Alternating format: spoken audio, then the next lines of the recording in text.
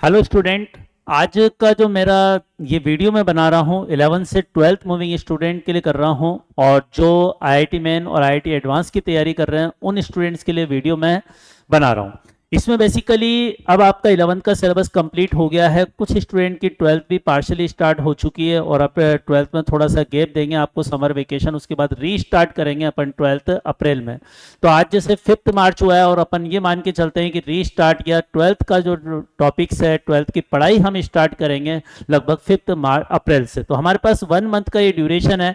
अब 1 मंथ के ड्यूरेशन में हमें क्या करना चाहिए ताकि हम अपनी जो जर्नी है उसको बहुत आसान बना सकें, परफेक्ट बना सकें, अच्छा स्कोर कर सकें, हम जो हम चाहते हैं उससे बेटर हमें अपॉर्चुनिटीज मिले।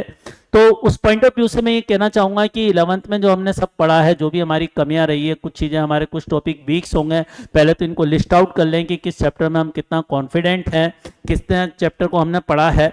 फिर भी ओवरऑल पूरे चैप्टर्स को रिवीजन करने के लिए क्या प्लानिंग होनी चाहिए वो मैं आज आपको डिस्कस कर रहा हूँ। ये मैं मान के चल रहा हूँ कि आप अब आपको कहीं कोई कोचिंग में नहीं जाना, आपको घर पे बैठ के सेल्फ स्टडी पढ़नी करनी है। तो मैं मान के चलता हूँ कि 1 डे में आप 9 आवर्स पढ़ने के लिए निकाल लेंगे, और 9 आवर्स को अगर हम 3 इक्वल पार्ट्स में डिवाइड करें तो हर एक सब्जेक्ट को 3 आवर का टाइम मिल जाता है। तो फिजिक्स के लिए भी हमारे पास 3 आवर्स का टाइम है पर डे। अब इसमें 3 आवर्स में हमें किस तरह से पढ़ाई करनी है उस पर मैं फोकस करूंगा। मेरी सब लोगों को ये एडवाइस है कि लगभग 2.5 आवर्स आप थ्योरी नोट्स पढ़ने में, फॉर्मूलों को रिवाइज करने में, मेमोराइज करने में लगाएं, और सारी थ्योरी ठीक से डिटेल से कंसेप्ट स्ट्रॉन्ग करने में, और जो 30 मिनट्स रिमेनिंग है वो आपको प्रॉब्लम सॉल्विंग में प्रैक्टिस करने के लिए लगाने चाहिए। मतलब लगभग जो टोटल टाइम है उसका 20% टाइम आपको प्रॉब्लम सॉल्विंग के लिए देना है, 80% टाइम आपको थ्योरी कंसेप्ट को बिल्डअप करने के लिए, अपनी पावर को बिल्डअप करने के लिए ही देना है। तो इस तरह से हमारी स्ट्रेटेजी होगी पर डे की। 2.5 आवर हम थ्योरी नोट्स को पढ़ने में, फॉर्मूलों को रिवाइज करने में, मेमोराइज करने में, चीज़ों को समझने के लिए यूज करेंगे, और 30 मिनट्स पर डे हम प्रॉब्लम सॉल्विंग हर एक सब्जेक्ट के लिए।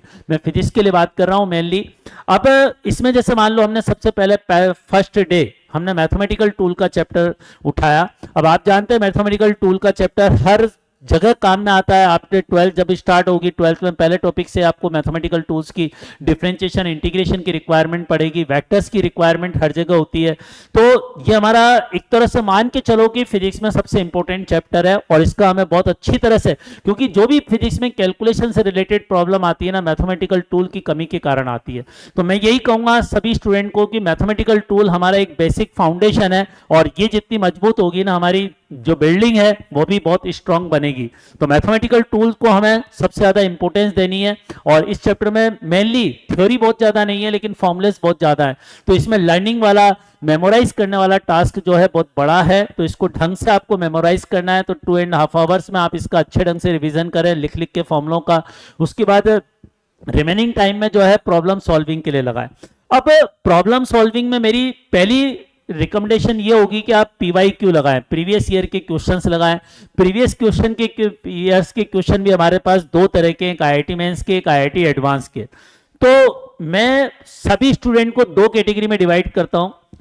आपने अपने जो भी कोचिंग में आप पढ़ते हैं, पूरे साल भर में आपने कुछ एग्जाम दिए होंगे, तो जिन भी स्टूडेंट के 40% से कम मार्क्स है फिजिक्स सब्जेक्ट में, उनको मेरी एडवाइस ये है 40% से अगर कम मार्क्स हैं तो आप केवल IIT मेंस पर फोकस करें अभी PYQ लगाने में, और जिनके 40% से ज्यादा मार्क्स आ रहे हैं वो मेंस के भी क्वेश्चन लगाएंगे, एडवांस के भी क्वेश्चंस लगाएंगे, राइट।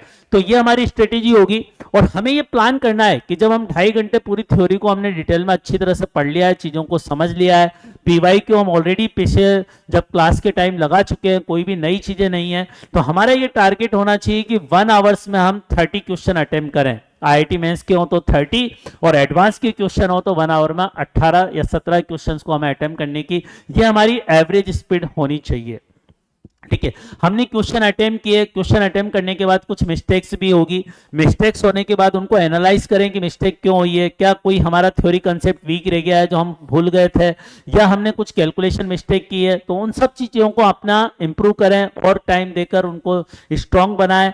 फिर इसी तरह से हम अगले चैप्टर पर आ जाएंगे।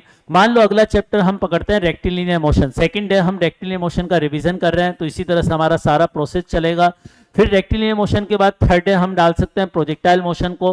प्रोजेक्टाइल मोशन और रेक्टिलिनियर मोशन बहुत इंपॉर्टेंट कंसेप्ट हैं, क्योंकि इसमें मोशन की इक्वेशन लगती है, और आगे हम 12th में भी जितनी इलेक्ट्रोस्टैटिक्स में पढ़ेंगे, कैपेसिटर्स में, वहां मोशन की इक्वेशन हमारी बहुत ज्यादा यूज होगी।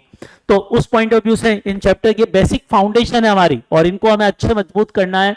तो ये हमारा थर्ड डे का प्रोग्राम हो गया। हमने प्रोजेक्टाइल मोशन का रिवीजन कर लिया।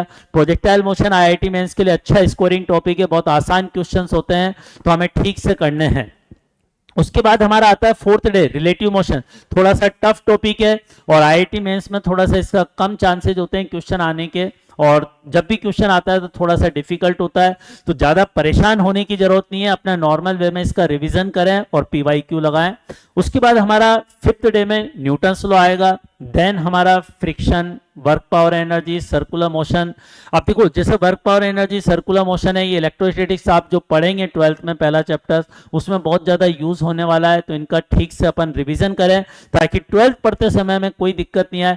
और जब क्या है, जब 11th हमारी अच्छी होगी ना, तो हमें अंदर से एक शांति होगी और हम 12th पर अच्छे ढंग से फोकस कर पाएंगे। तो यह ठीक है। कुछ स्टूडेंट ऐसा होंगे जो ये 11th में हमने बहुत सारी पढ़ाई की, अब 12th की पढ़ाई के बीच जो मार्जिन मिला है, सर इसमें तो हमें घूमने फिरने दो, हमें एंजॉय करने दो। तो मैं ये नहीं कह रहा हूँ कि एंजॉय नहीं करना है, एक सर्टेन टाइम हमें निकालना है, 9 आवर्स हमें पढ़ाई के लिए निकालना है, हमारी सारी चीजें स्मूथ वे चलेगी, और हमने एक टारगेट अचीव बना रखा है कि हमें आईआईटी में अच्छी रैंक सिक्योर करनी है। तो डेफिनेटली कुछ कुर्बानियां देनी पड़ेगी, और वो मांगती है, और वो हमें एक्सेप्ट करना है। तो हम अगले चैप्टर पर बढ़ते हैं। सर्कुलर मोशन तक आ गए हम। उसके बाद हमारा नेक्स्ट चैप्टर हम सेंटर ऑफ मास ले सकते हैं। उसके बाद RBD may be possible, RBD rigid body dynamics सभी स्टूडेंट को थोड़ी दिक्कत आती है, तो इसको 2 दिन दे सकते हैं हम, ठीक है। उसके बाद आरबीडी कंप्लीट होने के बाद हमारा नेक्स्ट चैप्टर होगा केटीजी एंड थर्मोडायनेमिक्स। इसको भी हमें 2 दिन देना है। केटीजी थर्मोडायनेमिक्स के लिए एक तो बहुत अच्छा स्कोरिंग टॉपिक है, और एक केमिस्ट्री में भी ये अपना स्कोर अच्छा करेगा। केमिस्ट्री में और फिजिक्स में काफी चीजें कॉमन है, तो दोनों ही सब्जेक्ट में हमें यह हेल्प मिलेगी, इसलिए केटीजी और थर्मोडायनेमिक्स को हमें 2 दिन देने हैं। उसके बाद हमारा नेक्स्ट चैप्टर आता है कैलोरीमेट्री एंड थर्मल एक्सपांशन। 1 दिन सफिशिएंट है, ठीक है। नेक्स्ट उसके बाद हम एसएचएम, सिंपल हार्मोनिक मोशन, ये 1 डे में सफिशिएंट होगा। देन उसके बाद स्ट्रिंग वेव, साउंड वेव, ठीक है। इसके बाद हमारे जो छोटे छोटे चैप्टर बचते हैं, लेकिन ये बहुत स्कोरिंग टॉपिक होते हैं, जैसे इलास्टिसिटी है, 1 डे इसके लिए रखें। सरफेस टेंशन है, फ्लूइड मैकेनिक्स है, तो ये 3 लगभग ये आपका कोर्स जो है 20 डेज में कंप्लीट हो जाएगा। हर दिन ये लगभग एक चैप्टर करेंगे तो 20 डेज में हमारा चैप्टर हो गया। अभी हमारे पास 10 दिन बाकी है। तो अब मेरी ये एडवाइस है कि आप इनका फुल सिलेबस टेस्ट देना स्टार्ट करें। फुल सिलेबस टेस्ट आपको कैसे देना है, जैसे आपने 21 डेज में मान लिया कि मैं फिजिक्स पढ़ूंगा, तो उस दिन पूरे 9 आवर्स आपको फिजिक्स पढ़नी है। फिजिक्स का दोबारा से फास्ट ट्रैक पर 9 आवर्स में रिवीजन करना है। हमने डे 1 से ही 20 डेज में फिजिक्स का प्रॉपर वे में रिवीजन कर रखा है। अब हम एक दिन में पूरी फिजिक्स का रिवीजन कर सकते हैं जो भी 11th में हमने पढ़ी है। इस दिन हमें, आज हमने 21 डेज केवल फिजिक्स के लिए रखा है, फिजिक्स की थ्योरी पढ़ेंगे, और फिर हम इसका 1 आवर्स का एक पेपर देंगे। पेपर कौन सा देना है, तो मैं ये कहूंगा जो भी आपके पास है 11 सिलेबस पे पेपर है फुल सिलेबस का, वो आप दे सकते हैं। देने के बाद उसका एनालिसिस करें, कहाँ मिस्टेक हो गई, और आज की पढ़ाई का हमारी अवर।